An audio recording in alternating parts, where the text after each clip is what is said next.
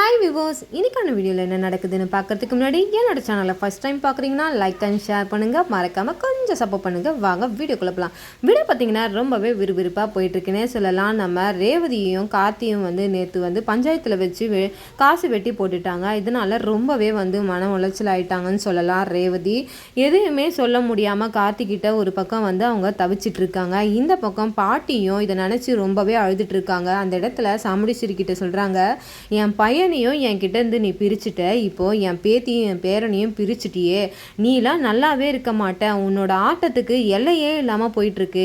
இதுக்கு மேலே நான் சும்மா இருந்தேன்னா இது நல்லா இருக்காது, இதுக்கெல்லாம் நீ அனுபவிப்ப, இதுக்கு தகுந்த முடிவை நான் கண்டிப்பாக சீக்கிரத்தில் எடுப்பேன் அப்படின்னு சொல்லிட்டு பாட்டி நம்ம சாமுடீஸ்வரி கிட்ட பேசுகிறாங்க. அப்போ சாமுடீஸ்வரி சொல்கிறாங்க, போ கிழவி, உன் வேலை நம்ம அதை போய் பாரு, இதுக்கு மேலே என் வீட்டு பக்கம் நீ வந்தீன்னா உனக்கு அவ்வளோதான் மரியாதை அப்படின்னு சொல்லிட்டு பாட்டியை சொல்லிட்டு இந்த பக்கம் அவங்க போயிடறாங்க. இந்த பக்கம் நம்ம கார்த்தியும் பாட்டிக்கிட்ட சொல்கிறாங்க, வாங்க பாட்டி நம்ம வீட்டுக்கு போகலாம் அப்படின்னு சொல்கிறாங்க. ஆனால் பாட்டி அழுதுகிட்டே இருக்காங்கன்னே சொல்லலாம். இந்த பக்கம் ரேவதியும் வீட்டுக்கு போனதுக்கப்புறம் ரொம்பவே மன உளைச்சலாக அழுதுட்டு இருக்காங்க. நம்ம ரேவதி கார்த்தியை விட்டு பிரிய முடியாமல் ஒரு பக்கம் தவிச்சிட்டு இருக்காங்க. ஒரு பக்கம் அம்மாவோட பாசத்தால் நம்மளால் எதையுமே செய்ய முடியலையே அப்படின்னு சொல்லிட்டு நினச்சிட்டு இருக்காங்க. ஆனால் இந்த பக்கம் நம்ம ரேவதி தவறான ஒரு முடிவை எடுத்துடுறாங்கன்னே சொல்லலாம். அங்கே இருந்த ஒரு விஷ பாட்டிலை எடுத்து அங்கே விஷத்தை குடிச்சிடுறாங்க. இதை நம்ம மயில் வாகனம் பார்த்துடுறாங்க ஜன்னல் பக்கமாக இருந்து. என்ன ரேவதி பண்ணுற, ஏன் இப்படிலாம் பண்ணுற அப்படின்னு சொல்லிட்டு நம்ம மயில் வாகனம் கத்திட்டு இருக்காங்க. ஒரு பக்கம் நம்ம சாமுண்டீஸ்வரி எல்லாருமே என்ன இது மாப்பிள்ளை கத்திட்டு இருக்காரு அப்படின்னு சொல்லிட்டு அங்கேருந்து எல்லாரும் வராங்க. ராஜாராம் கேட்குறாங்க, என்ன ஆச்சு அப்படின்னு சொல்லிட்டு கேட்குறாங்க. தெரியல மாமா, ரேவதி விஷத்தை குடிச்சிட்டா பாருங்க, அவன் நுரையோடு மயக்கடிச்சு விழுந்திருக்கா அப்படின்னு சொல்லிட்டு எல்லாருமே பதட்டமாகி கதவை உடச்சிக்கிட்டே உள்ளே வராங்க. வந்ததுக்கப்புறம் நம்ம சாமுண்டீஸ்வரியுமே பதட்டமாக என்ன ரேவதி ஆச்சு அப்படின்னு சொல்லும் போது நம்ம சந்திரகலா சொல்கிறாங்க, மயில் நீங்கள் ரேவதியை தூக்குங்க, ஹாஸ்பிட்டல் கூட்டிகிட்டு போகலாம் அப்படின்னு சொல்கிறாங்க. அங்கே போனதுக்கப்புறம் பார்த்தீங்கன்னா நம்ம ரேவதி ரொம்பவே அபாய கட்டத்தில் இருக்காங்கன்னு சொல்லிட்டு அங்கே டாக்டர் எல்லாருமே சொல்லிடுறாங்க. இதை பார்த்த நம்ம ராஜராஜன் ரொம்பவே டென்ஷன் ஆகிட்டு, போதுமா, நீ இதை தானே எதிர்பார்த்த, இந்த மாதிரி ஆகணும் அப்படின்னு சொல்லிட்டு தான் நீ எதிர்பார்த்த, உனக்கு நீ பெத்த பசங்களை விட உனக்கு மானம் மரியாதை இதெல்லாம் மட்டும்தான் உனக்கு முக்கியம், உன்னோட சுயநலத்துக்காக யாரை வேணால் நீ எப்படி வேணால் பலி கொடுப்ப அப்படின்னு சொல்லிட்டு நம்ம ராஜராஜன் அங்கே கத்தி ரொம்பவே பேசுகிறாங்க. அப்போ நம்ம சந்திரகலா அந்த இடத்துல ஏன் இப்படிலாம் பேசுகிறீங்க, அவள் பண்ணதுக்கு அக்கா என்ன பண்ணுவா அப்படின்னு சொல்லும் போது, இதுக்கெல்லாம் மூல காரணமே நீ தான் இந்த மாதிரி அவளை ஏற்றி விட்டுட்டு இருக்க, அவள் நல்லா தான் இருந்தா அப்படின்னு சொல்லிட்டு ஒரு பக்கம் ராஜராஜன் திட்டிகிட்டே இருக்கும்போது சாமுண்டீஸ்வரி, போதும் நிறுத்துங்க, அவள் என்ன தப்பு பண்ணா அவளை போட்டு நீங்கள் திட்டிகிட்டு இருக்கீங்க அப்படின்னு சொல்லும் போது, உனக்கு இன்னைக்கு தெரியாது, நல்லவங்களெல்லாம் நீ இழந்துக்கிட்டே இருக்க கொஞ்சம் கொஞ்சமாக, உன் கூட இப்போது யார் இருக்காங்கன்றதே உனக்கு புரியாமல் இருக்குது, ஒரு நாள் புரியும் போது அன்றைக்கி யாருமே உன் கூட இருக்க மாட்டாங்கன்னு சொல்லிட்டு ரொம்பவே கோபமாக ராஜராஜன் ஒரு பக்கம் பேசிகிட்டு இருக்காங்க. நம்ம மயில் என்ன பண்ணுறாங்கன்னா, நம்ம ராஜாவுக்கு ஃபோன் பண்ணி இந்த விஷயத்த சொல்கிறாங்க. இந்த மாதிரி ரேவதி விஷத்தை குடிச்சிட்டாப்பா அப்படின்னு சொல்லும் போது நம்ம ராஜா ரொம்பவே பதறி போயிடுறாங்க. என்னங்க சொல்கிறீங்க, உங்களை நம்பி தானே நாங்கள் விட்டேன், இந்த மாதிரி நடந்துருச்சு அப்படின்னு சொல்லும் போது நாங்கள் என்ன பண்ணுறது, அவள் ரொம்பவே ஃபீல் பண்ணிகிட்டு இருந்தா, இந்த மாதிரி நடக்கும்னு நாங்கள் நினச்சி கூட பார்க்கல சகலை அப்படின்னு சொல்லும் போது, சரி அத்தெல்லாம் இருக்காங்களா அப்படின்னு கேட்குறாங்க. ஆமாம், சாமுண்டீஸ்வரி அத்தையும் இருக்காங்க, சந்திராவும் இருக்காங்க, எப்படி நீ பார்ப்ப போகிற மாப்பிள்ள அப்படின்னு சொல்லும் போது, எப்படியாவது நான் அவங்கள ஏதாவது டைவர்ட் பண்ணி விடுறேன், நீ எப்படியாவது ரேவதி பாரு, அப்போதான் ரேவதி கண்ணு மொழிப்பா அப்படின்னு சொல்லிட்டு அப்போ நம்ம கார்த்தி அந்த இடத்துக்கு மயில் சொன்ன மாதிரி வராங்க. வந்ததுக்கப்புறம் தெரியாமல் நம்ம ரேவதியை போய் பார்த்து பேசுறதுக்காக போகிறாங்க. அந்த இடத்துக்கு நம்ம சந்திரகலா நம்ம சாமுண்டீஸ்வரியுமே அந்த இடத்துக்கு வந்துட்டு, நீ எதுக்குடா இப்போ என் பொண்ணை பார்க்க வந்த, உன்னை யாருடா இங்கே வர சொன்னது, உனக்கு யாருடா தகவல் சொன்னதுன்னு சொல்லிட்டு நம்ம சாமுண்டீஸ்வரி ரொம்பவே கத்தி கூப்பாடு போடுறாங்க.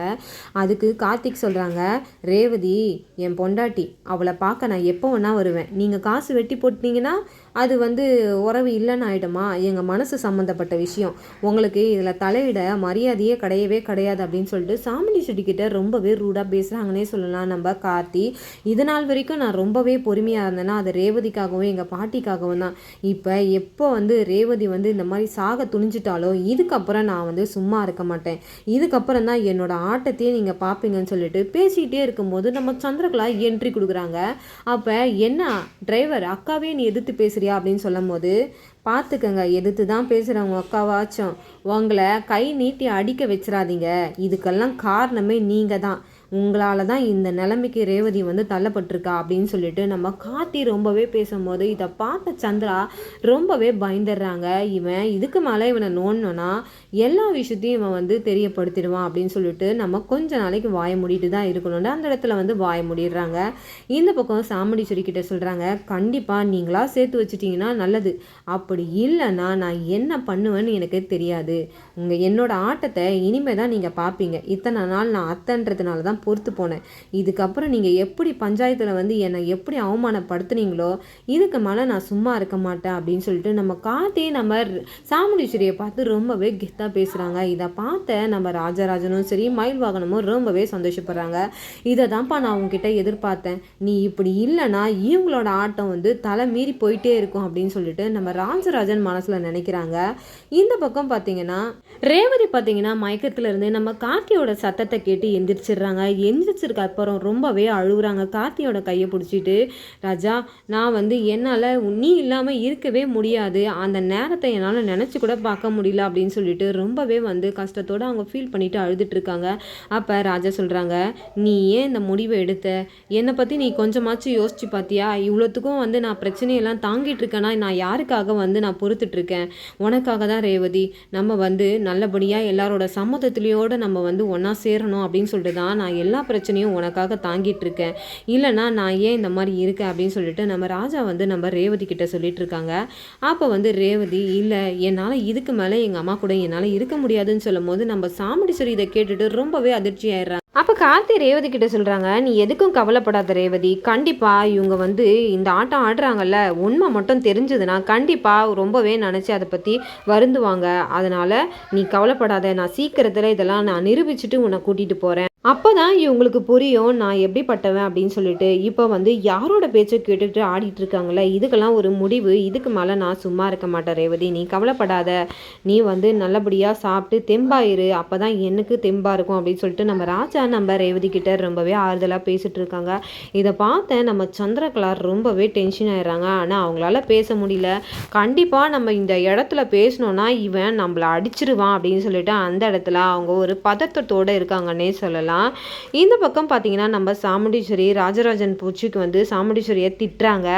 இந்த மாதிரி எந்த பொண்ணையுமே வாழ விடாமல் வச்சிருக்கியே, ஒரு பக்கம் ரோகிணி வந்து மாசமானா, ஆனால் அவள் வந்து கரு வந்து இதுவும் ஆகக்கூடாது, வீட்டுக்கு நல்லது கிடையாது அப்படி இப்படின்னு சொல்லி அவளோட கருவை அழைக்கிறதுக்காக ஒரு முயற்சி பண்ணேன்.